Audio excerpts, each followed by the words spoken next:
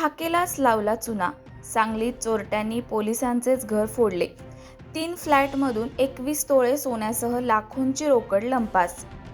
सांगली शहरातील संजयनगर पोलीस ठाण्याच्या शेजारीच असणाऱ्या अपार्टमेंटमधील पोलिसाचा फ्लॅट भरदिवसा फोडल्याची घटना घडली आहे. पोलिसाच्या फ्लॅटसह चोरट्याने 3 फ्लॅटमध्ये चोरी करून 21 तोळ्यांच्या सोन्याच्या दागिन्यांसह लाखो रुपयांची रोकड चोरून नेली आहे.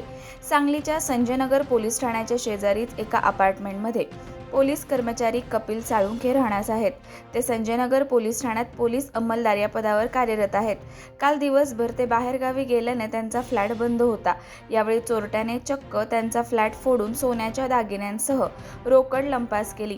तसेच त्याच अपार्टमेंटमधील अन्य एक फ्लॅट आणि शेजारच्या अपार्टमेंटमधील दुसरा फ्लॅट फोडून चोरट्यांनी लाखो रुपयांच्या मुद्देमालावर डल्ला मारला आहे.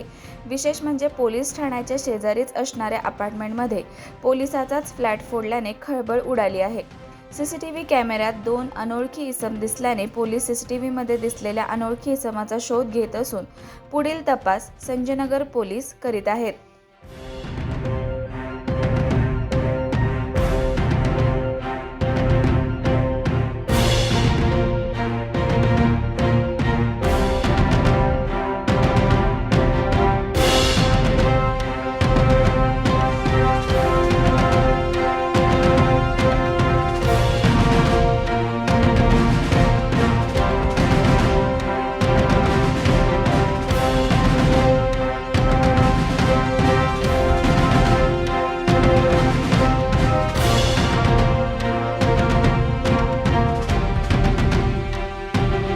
खानापूर तालुक्यातील एकमेव सर्वसमावेशक हक्काचं न्यूज चॅनल विटा लाईव्ह न्यूज चॅनल.